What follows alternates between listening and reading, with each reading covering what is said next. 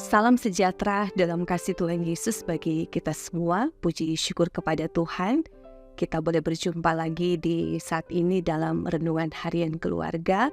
Jemaat Gemi Maranatha Paslaten, kita percaya kita semua diberkati dan mengawali segala aktivitas tanggung jawab kita di sepanjang hari ini.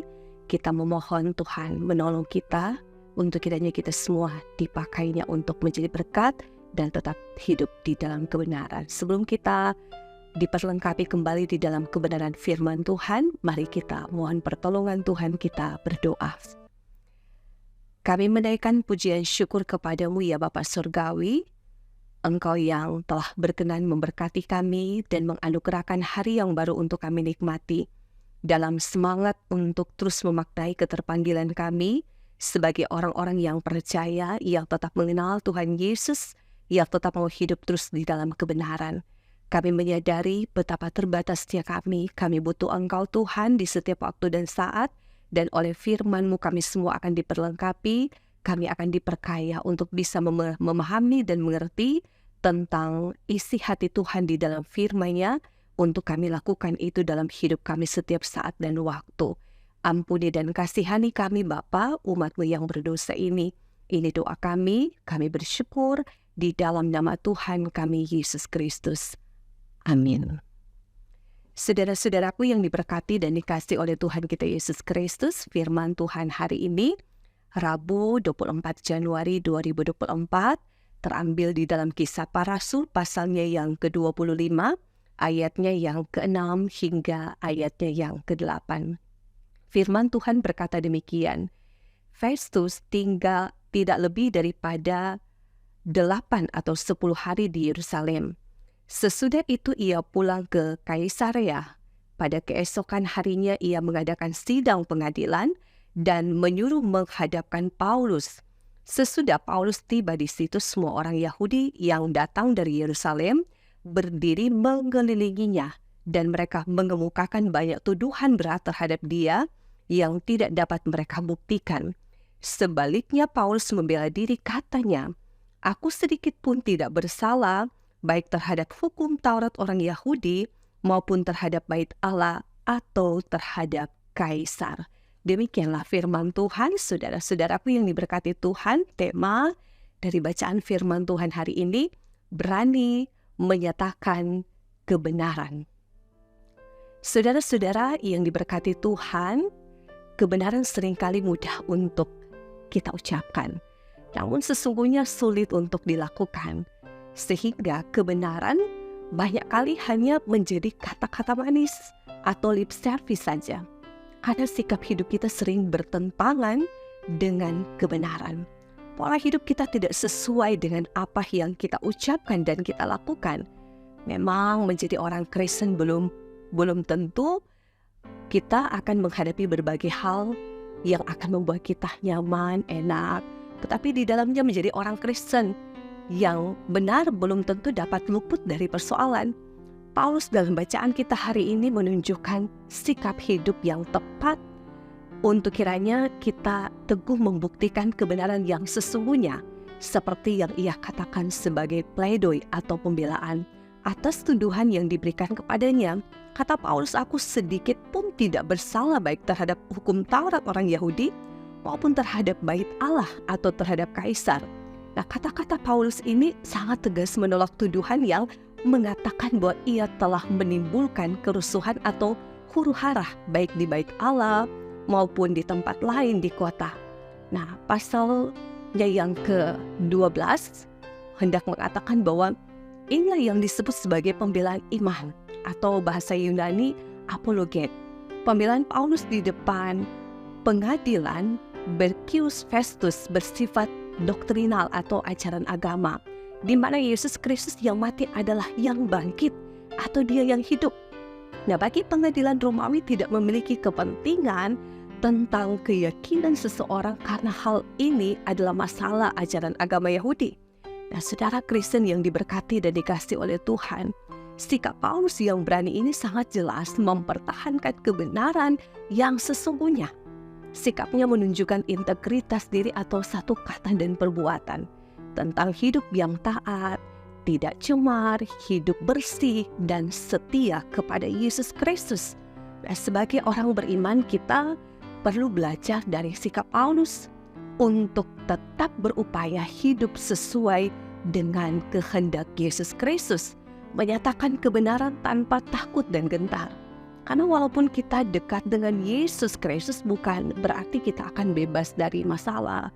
Sebab jika kebenaran tidak dinyatakan, maka ketidakbenaran akan dipandang sebagai kebenaran. Nah, oleh karena itu, marilah kita bangun pola hidup yang benar di dalam kehidupan sebagai keluarga Kristen, bahwa kebenaran harus di atas segala-galanya, dan kebenaran itu harus berpusat pada Yesus Kristus yang adalah sumber kehidupan kita sebagai orang percaya. Semoga firman ini menjadi berkat untuk kita semua, dan firman ini menolong kita semua untuk menikmati hari-hari hidup sebagai orang percaya yang tetap mempertahankan hidup di dalam kebenaran. Tuhan dimuliakan dan firman ini menjadi berkat untuk kita semua. Amin. Mari kita berdoa. Ya Tuhan Allah di dalam Yesus Kristus, ajarkanlah kepada kami semua untuk tetap mempertahankan kebenaran di dalam Engkau, sehingga kami tentu akan disebut sebagai anak-anak Tuhan yang akan dipakai untuk mewartakan Injil kebenaran Tuhan. Ketika kami melewati hidup kami di dunia ini, ya mungkin di antara kami ada banyak sekali pergumulan, mungkin di antara kami melewati banyak sekali tantangan, tetapi sesungguhnya segala sesuatu yang kami hadapi tidak akan menggagalkan kami untuk hidup di dalam kebenaran Tuhan. Kami membutuhkan Engkau setiap saat waktu untuk kiranya akan memberkati, menguatkan kami, memampukan kami menjalani kehidupan kami di tengah-tengah dunia ini. Karena kami tahu Tuhan, kami adalah manusia yang terbatas. Kami tidak bisa menentukan langkah hidup kami karena kami membutuhkan Engkau. Ajarkanlah kepada kami untuk tetap hidup di dalam firman-Mu, karena hanya firman-Mu yang adalah harta yang paling berharga yang kami miliki, yang akan menuntun dan mengarahkan kami semua pada kehidupan yang kekal di dalam Tuhan Yesus Kristus.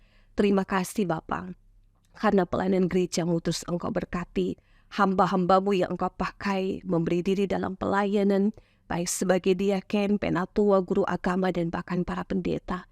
Kami percaya Tuhan, kesaksian demi kesaksian yang kami sampaikan berbicara tentang kebenaran bahwa Yesus Kristus adalah Tuhan dan Juru Selamat kehidupan kami yang hidup. Bentuk iman kami di dalamnya Tuhan, untuk menjadi hamba-hamba yang setia dalam pelayanan, sehingga Engkau juga memberkati kami untuk mewartakan itu bagi jemaat. Sehingga tentu setiap orang yang percaya, yang mendengarkan firman Tuhan, mereka akan hidup dibaharui, diubahkan di dalam Tuhan Yesus. Berkati kami semua Bapa. Ketika kami akan menjalankan hari ini, kami percaya ada damai sejahtera Kristus, ada kehidupan yang penuh dengan sukacita, ada kekuatan iman di dalam Tuhan yang akan menyertai dan memberkati perjalanan kehidupan kami di sepanjang hari ini. Dan kami terus menggumuli akan tahun-tahun di mana kami akan melewati berbagai hal di dalam Tuhan. Kami percaya Tuhan tidak akan meninggalkan kami. Kami percaya Tuhan akan memberkati kami dengan berkat kesehatan, kekuatan, dan keselamatan untuk menjalani hidup dalam anugerah selamat yang daripada Tuhan.